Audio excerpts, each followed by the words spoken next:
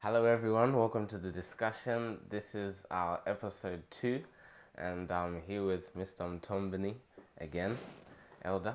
Um, Thank you for joining me. And so, we're going to just quickly get into the discussion, and we're just going to be discussing about parents, the tech world, and friends, and the social life, and things like that. So, we're going to kick off with a question to Mr. Mutombeni. And the first question is, how was it growing up with African parents? How was it growing up with African parents? Yeah. That's funny because I grew up in Africa, so I don't think of it as growing up with African parents. I grew up with parents. For me, it Okay, is just okay. that simple. But I get what you mean, Yeah. and especially when you contrast it with living out here, and me now being a parent and now raising kids, and I can really see the contrast of Oh, how we were raised. And you say African parents. I am an African parent. However, I'm in developed world, first world setup, and I grew up in a developing world or third world setup, however you want to call it. And it was a different time. There's so many, it's such a, that question is bigger than you can think of, you can imagine. There's so many facets to it. yeah, We grew up in a different time, yeah, and not just technologically, but even I think in the space the world was in, like, let's just think of socially and these days what you would consider offensive. When we were growing up, that was people were being kind. Like, people were a lot more direct. yeah, These days, you have to really watch what you say. yeah, And parents were not afraid, and it was not looked down on to discipline children, especially if you needed a whipping, you got it there and there, even in public. And everybody would be looking at you and like, yes, you're in the wrong. You don't mess around. yeah, You really had that whole village community that everybody was responsible for children. It was, at least it was more than it is now. At least out here, you get the sense that you can beat your children, but do it behind closed doors. No one wants to see that. yeah, And so kids take advantage of that. And yeah, now here you are saying, look, I grew up and man, I used to get serious beatings for less. Now kids complain about getting beatings when they've done something serious. So, and we are the ones in the middle. The way we were raised and how we are raising, we're trying to impart the same things, but we're in a different context. yeah, So I'm really appreciative for the way we were raised. It was strict, but it was really good yeah, because I'm here because of the toughness that I went through. So when I look at my own kids and kids today, and we as parents, we're a lot softer on our children.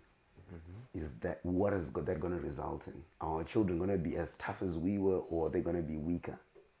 And then it reminds me of there's that saying, I don't know if you know it, where it says, hard times make strong men, and strong men make, I think it's good times, no, I haven't heard that one. and then good times make weak men, and weak men make hard times. So you see, it's cyclical.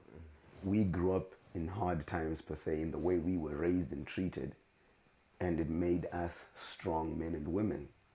Now we are strong men and women. We are going to create. We have created a world. I mean, if you look at all these Facebook, these technologies have been created by people of our generation, and the world is really in a good space. But these good times are going to create what? Weak men and women to follow us. That's as the saying goes. So I don't know how that will work out. I guess we will see in 10, 20 years' time. Yeah, But yeah, I don't know if I'm answering your question, but yeah, I think it was good being, that harshness was good. okay, Context was different. yeah, Now here we are. yeah. All right. So, like, as you were saying about the tech and that, how was it before the transition into the tech world? Because when I was younger, I would just play bicycles before I got my first phone and that. But what was it like for you? Maybe a bit back later in the. Okay. I got my first cell phone when I was 17, just before I turned 18. Yeah, And I had to do a lot to get it. I had to earn it. I did very well in my O levels. I did really well, and I was made head of school. and that tipped the balance. Then I was like, no, no, no, my parents, you have to do something big. And the cell phone was big, like basically like school captain is, if you don't understand what head of school is. So that was two big things. They're like, oh no, you know what, you deserve something. So, and I'd been asking for a cell phone for a long time. They're like, ah, you're a responsible guy, you know, and okay, we'll get you a cell phone. But the equivalent of that phone today, it's like a scientific calculator. If you look at it, that's what it was like. Yeah. But that was like, wow, at that time. It was a really cool cell phone, you know. And I think I was one of maybe 5 or 6 kids in the whole school who had a cell phone at that time. This was back in 2002. Yeah. Yeah, and I was your age, so yeah. And you can imagine there was no Facebook, there was none of this social media. It was really text messages and calls, but on a mobile device. Yep. That was it. Yep. So I mean, if you were texting a lot, people would think like, "What's up with you?" You know, and you know, texts were expensive. Like on $1 you'd get 10 text messages. I remember. Oh. That was really expensive. So you know, you really had to be sparing of how you sent and who you sent your text to. And if you were in a relationship at that time, you had a girlfriend or a boyfriend, my goodness, you were in trouble because you'd always be spending a lot of money just to send 10 texts, and then you have to send you know, because those kind of relationships, you'd be saying a lot of nothing over 100 texts. So we really grew into tech. So I think I was now in uni when like Facebook came about, and you know, there were the Napster, what was it? No, Nimbus, and all the other funny things that died away. It was a messaging app. It was like WhatsApp, but it died away. Then WhatsApp came and took over. All these things were just popping up when we were now like in uni. When I were young adults, and so I think we were fortunate. We didn't grow. I remember the only video game that was there back when I was like Roland's age, like 12, 13. It was the PlayStation 1, and it had been the PlayStation 1 for like. It had been there for like 10, 15 years. There was only one model. They never upgraded. Every year it was just the PlayStation 1 place. And they were like what we call golden chinas. It was like a knockoff of the PlayStation. It was a Chinese version. We called them golden chinas. And that was the cheaper version. And I remember I got one when I was like 12. And man, I just used to play soccer all the time. And I loved that thing. But that was it. And it was, you know, like, you know, those old arcades. Oh, yeah. That's what it was like, but in your home. Yeah. And PlayStation, that was it. And then I think there was Nintendo 64. They were okay, but 64. that was it. Wow. And that was tech. And that was like, and back then, if you had a Nintendo 64 or a PlayStation, man, you were the cool kid, you know. And that was it. Then when tech started growing, you know, when we're now older, you got PlayStation 2, 3, 4, 5. I don't know, I can't keep up where we are at. Yeah, it just keeps going. So things have happened so quickly, like in the last 10, 15 years. It's been like the 10, 15 years before that, basically nothing happened. Then all of a sudden you got bam, bam, bam, bam, all these things coming. And they're now affecting the young people. And we were fortunate, we encountered these things when we were now adults. But you've now got like young people who are now encountering the Facebooks, the WhatsApps. And it's easier, but it's still hard to handle like online, the bad things that come with being online, the bullying and all the negativity and all this stuff when you're an adult, as opposed to now 10, 12-year-olds being exposed to that. It's a lot harder. So I feel for you guys in that regard. Like, you need more protections because this stuff is new technology, and it has a lot of negative effects. It has positives, but there are a lot of negatives. So yeah, it's hard, but yeah, we've really seen tech develop. So it's nice in that regard, but yeah, I don't know if I answered you. Yeah, I think you have, and you also answered the next question I was gonna ask. Like, what's your say on technology? You said it's can be good, it can be bad, depending. So could you just elaborate on that? How is technology on your part? What are your thoughts? As in, is technology good or bad, and what's the purpose of it? What do you think? Technology is something that is inevitable. You know, in the world we live in, people are always developing. I mean, there was a time in the world where there wasn't a wheel. Then someone invented a wheel. Then that was revolutionary. Then the printing press came along. You could now get books all over the place. The wheel, people could travel a lot further in a lot shorter time. The printing press, we could have many copies of the same book. More people could get educated. You could share ideas a lot faster and to a lot more people. Now we've got tech. I remember before all this social media revolution, they used to say the world is a global village, you know, because you could fly to England in 15 hours, you could get anywhere around the world basically, and you could call someone, you know, you could access. But there still was there was a gap in that connectivity. Now, you, if where I am sitting here, if I encounter something like, let's take for example this recent thing, the slap. You know the slap. Everybody knows about the slap. I don't even need to mention who was slapped and who slapped who. Oh yeah. Everybody knows about Oh the yeah. slap. That happened within minutes. I mean, literal minutes, seconds. Somebody in a rural village in Zimbabwe knew that it happened within seconds of that happening. That's just how crazy technology is. And you can imagine if the war in like the war in Ukraine, that happens, then that same boy in the village in Zim knows that in seconds of that being announced and happening. That's a good thing that we can get information across the world that quickly. But at the same time, we are humans. We are fallen race. Sin is a part of us. We have a tendency towards sin. They are not people who always have good intentions. That same short distance, that means from Russia to a village in Zimbabwe, there's 60 seconds difference. It's not only 60 seconds to get there. But then someone, I don't know, sitting in Australia or in UK or in America, anywhere in the world, with a bad idea that sounds true, that sounds catchy, is also 60 seconds away from anyone in the world.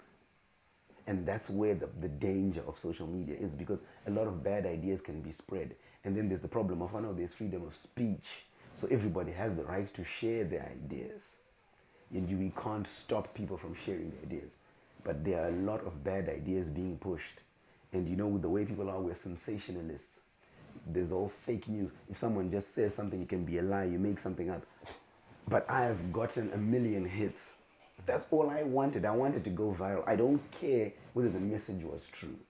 And now you've got Christians, let's take for example Christians who are, you're trying to spread the gospel. You now then, if you then put out your video, you put your video on YouTube, on Instagram, or on TikTok, you do your 10-second thing. You're competing against lies and negativity, which is sensationalist. It's harder to get a good message across in the mud of all those bad messages. So the same thing that can be good can also be used as a weapon for evil. So it's one of those things where it's hard to see how things can be used. We really need people who are grounded, who are principled, to use tech so that it can benefit us. But unfortunately, not everyone is like that. Yeah, that's true. That's true. Well, when you were talking about the slap, I was actually fascinated of how you were saying that, like, someone in Zimbabwe actually seen the video in seconds. But for me over here, looking at those videos, I think lots of kids, they look up to like these artists or like movie actors, and like to see such a behavior like that, I think that is the negative part of it. I guess it depends on negativity, because those people's movie stars, superstars, sports stars, politicians, by the virtue of the nature of their work, they already have a platform. That's why, like I remember the last episode we were talking about being principled.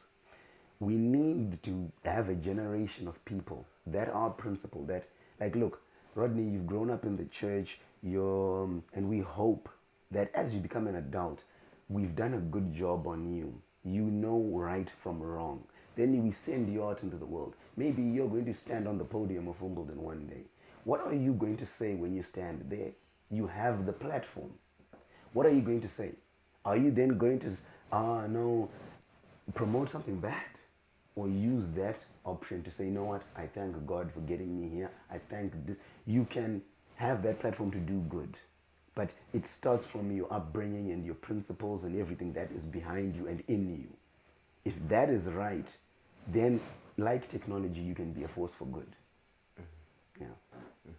Okay, so I'm going to just switch the topic from the slap, and I'm going to ask another question. The question is, how was it growing up as a teen now? Not from like a little child, but as a teen, and the relationship between the parents, and also how can a parent improve their relationship with the kid or the teen during those years growing up, the experience that you've had and what could have been beneficial during those times. Interesting. Like, the word experiment comes to mind when you ask such a question. because like I said, we were raised in a very old school manner. Like I said, it was strict, it was harsh. We used to get beaten at school. It was legal. Like, but I remember the time we got to school, only like one teacher was authorized. You'd go to the principal. The principal would be, okay, you've done this offense, go and get 6. Done this offense, go and get 4 slashes, 6 slashes, whatever the offense merited. That was, I don't know if it's still happening, but that was the time we lived in. I don't think you guys get beaten in school no matter what you do. Not even allowed. You see, so that's different. And I think the control the teacher has over you, if they have the power to send you to the principal so you can get a beating, you're more likely to listen to your teacher, just alone. And when you listen to your teacher, you probably get further in life. You do what you're supposed to do.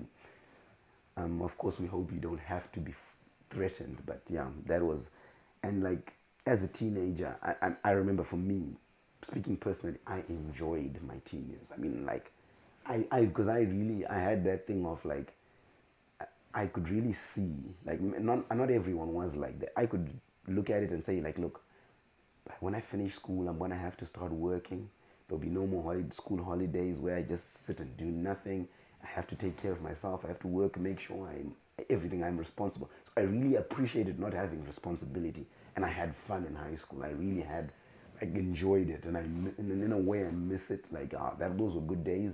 I mean, but I love where I am now and everything. I had to go through that, but it was really fun. And like relationship with parents. But like I had old school parents, and pretty much like everyone who grew up in my time, and it was really a situation where we send you to school. We just want you to go to get good grades, and then you go and you pick whatever you want to do. Hopefully it's a course or a profession, a degree or a diploma that will make sure you're able to take care of yourself, and if you want to have a family, you'll be taken care of. So that was really it. And if you wanted to do anything else, you wanted to do music or do sports, whatever it is you wanted to do, it should not interfere with your academics. Academics were primary, and there was no negotiation on that.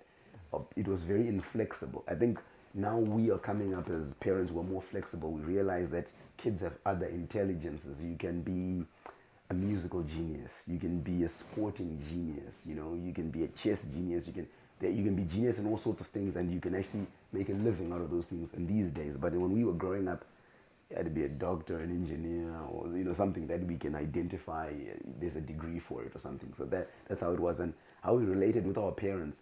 Our parents related to us pretty much like the way like they took what they knew from their parents and then had to try and impart it on us. But they, I think, even toned it down because the time had changed.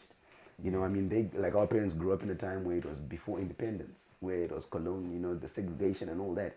And we were now in an independent era, so things were a bit different, a little bit more freedoms.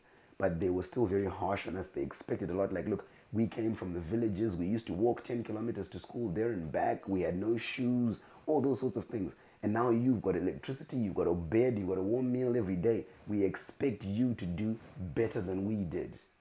Now we are parents. How do we relate to our kids? And you have to be realistic. I did fairly well in school. I mean, I got a degree, and I'm working, and what can I expect of my kids? I mean, I want them to grow up and to flourish and to shine in what they're good at.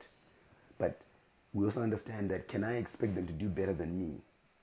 In theory, I would like them to, but not everybody is going to do what I did. They may be happy doing something that may be perceived as less. Like, maybe my child just wants to be a teacher. There's nothing wrong with teaching. It's a good profession, take care of it. But someone will say, I know, but then an engineer gets more than a teacher, so I don't know, they should do something more. But no, the situation we're in is now a bit different, you see. And they have more options.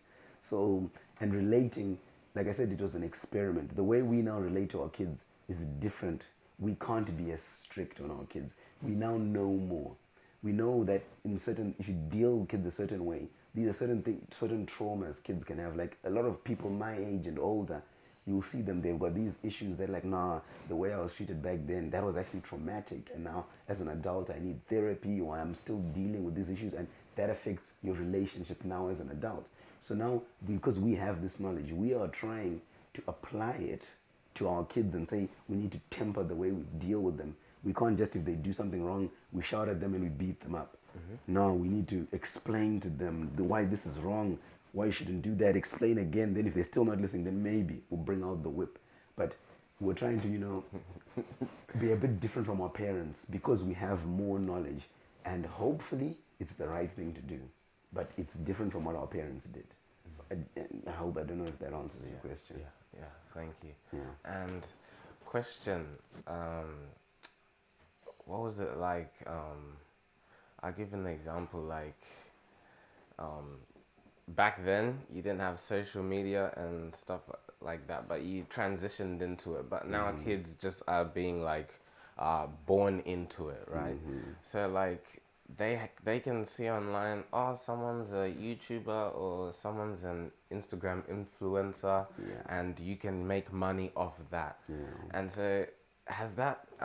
Do you think that has changed? The society's not even society's expectations, but the ability to excel more, to not just, oh, I want to be a YouTuber, but you actually go out into the world, I want to do nursing or something. Has that changed a lot from social media specifically? Well, I think definitely it has, because what it happens is it naturally dilutes the pool of available people. Like when we were growing up, there was no YouTube, so the option to be a YouTuber was not there. So if there were 100 of us, and 10 of us wanted to be nurses, now maybe 5 of those 10 wanted to be nurses. 5 will still want to be nurses, but 5 will want to become YouTubers. So there are less people in the pool who are going to want to go into the traditional jobs and roles and all that kind of thing naturally, because we cannot be blind to it anymore. Genuinely, there are people who are making a living off of these alternative things like your TikToks, your social media. It's not everybody, but this is something this is a market that's creating jobs for independent people every day. It's getting more and more. You can't deny that, but it doesn't take away from the fact that we still need nurses, we still need doctors, we still need engineers, teachers, we still need all these people. And I think you find, but it also, I think there are some people, because people are being very creative now, you can even become a hybrid. Because I know there's one guy I think I follow on YouTube. He's a doctor in the UK. I think he was a doctor, and he used to share like how he used to study at uni, what he used to do at work, how he strikes his work-life balance, what he's reading, what he's doing. And he's now doing both. He's a YouTuber and a professional. I think he's eventually stopped being a doctor because the YouTube thing is so lucrative for him, and he needs to devote more time. But you can do a hybrid of it. It just depends on what works for you. Yeah, that's the positive side. You can do two at the same time. It's even better. So I'm going to move from the social tech aspect and just ask, how's it like with the boys growing up? Did you have any like some close friends growing up, and like what was the experience with them and stuff, and moving up, and the parents, like how's it like asking your parents, can I go out with the boys and stuff like that? What was it like? Yeah, again, I guess because of where I grew up, maybe not the best person to ask. I grew up in a village, really. Like I think you could equate it to somewhere like where's that place where there were floods recently? Out in North New South Wales. I'm not exactly sure. But basically a very small village. So is it Lismore? Yes, that's what I was thinking of. Somewhere like Lismore, like really. There's not, where are you gonna go? But where we would, like, one thing, like we had that thing, like you could maybe say, oh no, I want to sleep over. We grew up, like I said, our parents were old school. You did not sleep at anyone's house. That was your friends would ask, and the thing is, it was one of those. It was an era where there'd be 1 or 2 parents who were sort of going into this new school, who would be like, no, it's okay, your kids can come. But hey, your parents just give you that eye and say, I dare you to ask me. I dare you. So you just knew it was a no-no. You did not do sleep. I think in my time, I may have done one.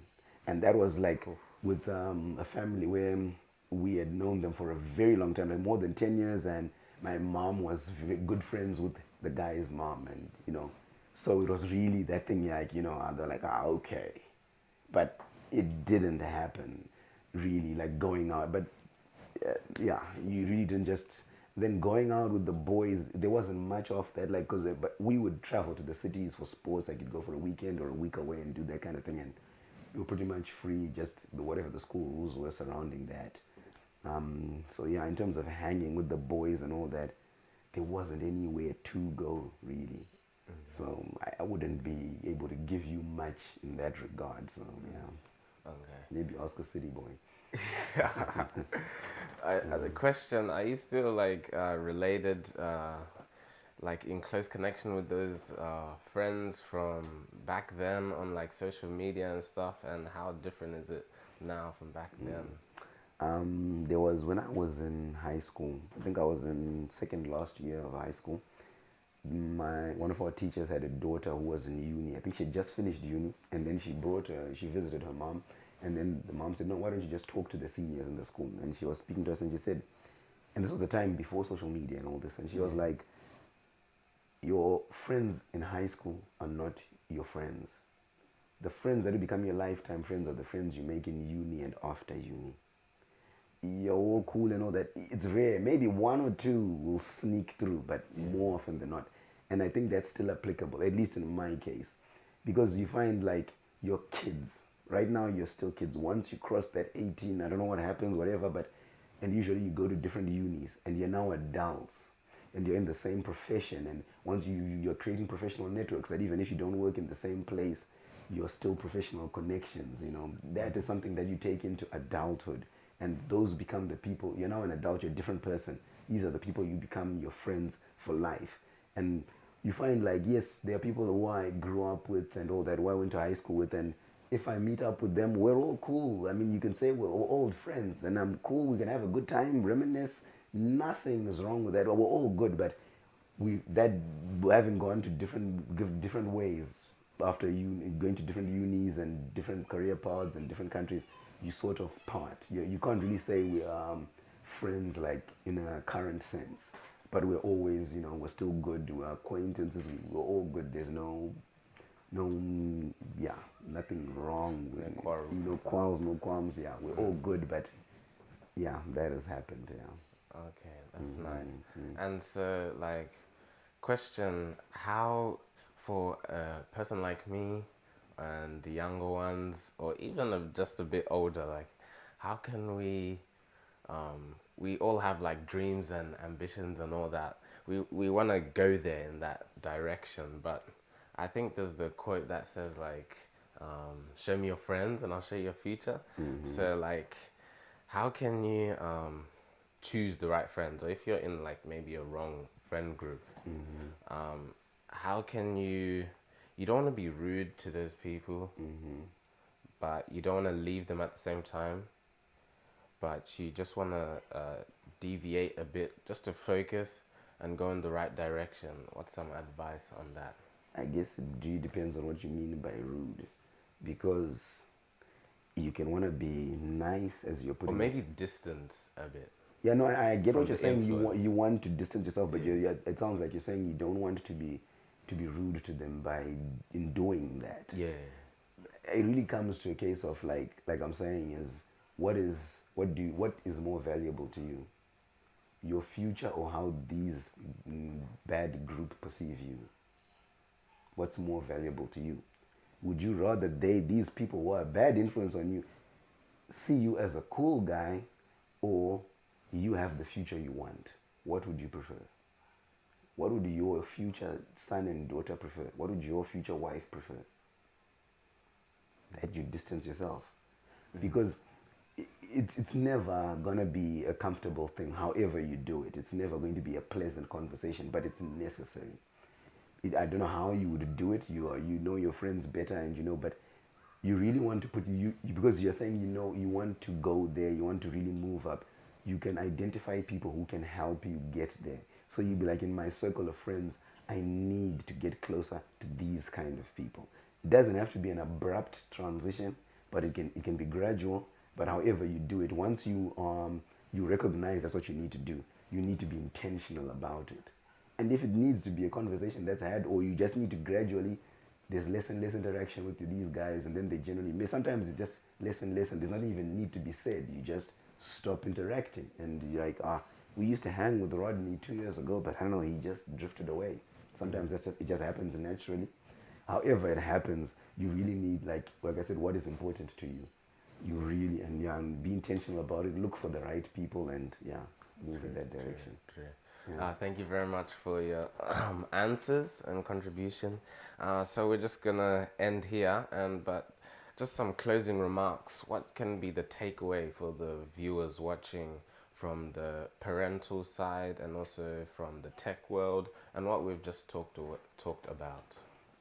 Well, we talked about a lot of things, Yeah, and very wide-ranging subjects, but man, it's really difficult to sum up so many different things. Like,